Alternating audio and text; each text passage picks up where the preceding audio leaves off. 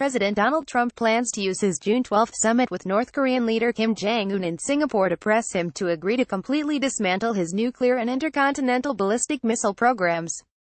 Kim, on the other hand, will come to the table with a list of demands that includes legitimacy and security for his dynastic regime.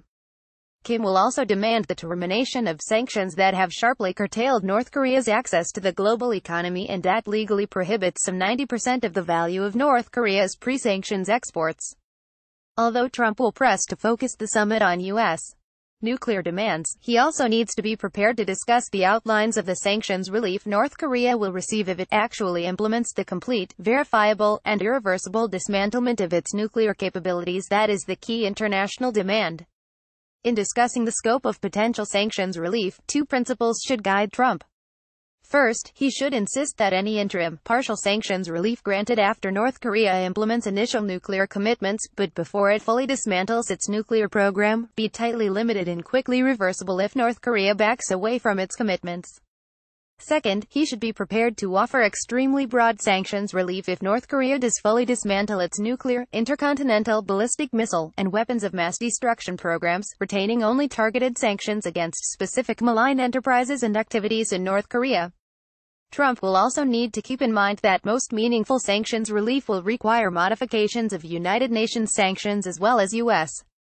law, given the comprehensive nature of the UN sanctions he successfully pushed for in 2017. In the lead-up to the June 12 summit, the Trump administration has argued that North Korea should not receive any sanctions relief prior to fully implementing the nuclear steps it would have to take as part of a deal.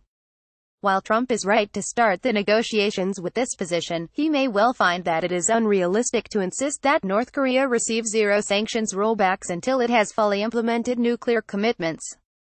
North Korea has generally proposed a phased or action-for-action approach, in which it would get specific benefits for specific nuclear steps, and it is likely to insist on at least minimal interim sanctions relief as a confidence-building measure.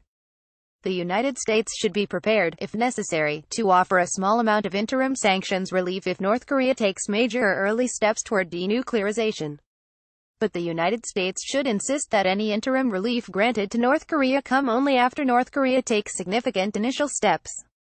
Trump should also insist that interim relief be sharply limited, reversible, and have a fixed end date. For example, the United States could agree to temporarily raise the limits on North Korean exports of coal or other mineral products for a finite period, such as 6 months, providing North Korea with a discrete benefit for taking initial nuclear steps.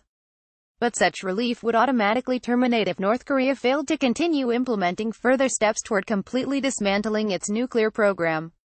The United States should generally refuse to provide interim relief that would be difficult to reverse or that gives North Korea long-term benefits, such as agreeing to major new investments in the country.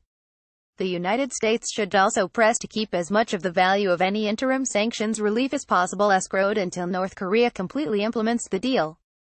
For example, Trump could offer to allow an increase in North Korea's coal exports but require that the funds North Korea receives for these exports be held in escrow in China and used only for agreed-upon purposes. This escrow approach would ensure that North Korea could not use any interim sanctions relief to covertly continue its nuclear program or engage in other activities that threaten the United States and its allies. When discussing the sanctions relief North Korea would receive after fully implementing its nuclear commitments, Trump should make clear that the overwhelming majority of UN and U.S. sanctions are on the table. But he should insist on retaining specific sanctions targeting specific actors and activities.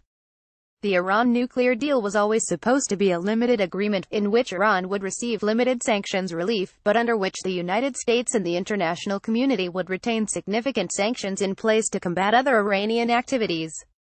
Even before Trump's recent announcement of a U.S. withdrawal from the deal, the United States kept its own primary sanctions in place, largely preventing Iran from doing business with the United States or the U.S. financial system, with the exception of a few specific types of business. This continuation of significant U.S. sanctions created difficulties for Iran in receiving the sanctions relief it thought it was promised under the deal and made it easier for Trump to withdraw the United States from the agreement in May. Trump should be prepared to offer North Korea an even bigger sanctions relief package following its full implementation of any deal, including relief from many of the sanctions that prohibit U.S. trade with North Korea.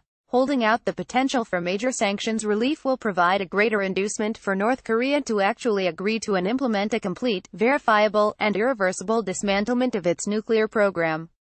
A comprehensive sanctions relief package would also avoid the situation created by the Iran deal, under which major European and Asian companies could profit but U.S. companies could not.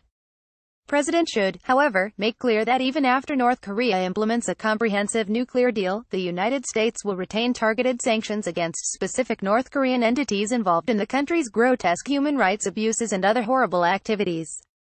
For example, Trump should maintain targeted sanctions on North Korea's military, prison complexes, and other security apparatuses even after it fully implements a nuclear deal. While North Korea's nuclear and WMD programs are by far the largest U.S. concerns, Washington should not give Pyongyang a free pass on its other violations of international law. Similarly, Trump should refuse to give North Korea a free pass on its deceptive and illegal financial practices. While he should be willing to allow North Korea access to the international financial system as part of a comprehensive nuclear agreement, he should insist that Pyongyang's access to the system would be dependent on North Korea overhauling its financial sector to eliminate the deceptive and illegal practices that pervade it. Specifically, Trump should insist that North Korea receive no relief from the measures that the Financial Action Task Force, the international financial crime standard-setting body, has imposed on North Korea until it meets the requisite standards.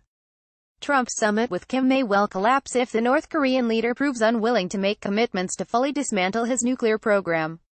But if Kim does indicate that he is prepared to denuclearize, Trump will need to be prepared in kind to lay out general parameters for sanctions relief.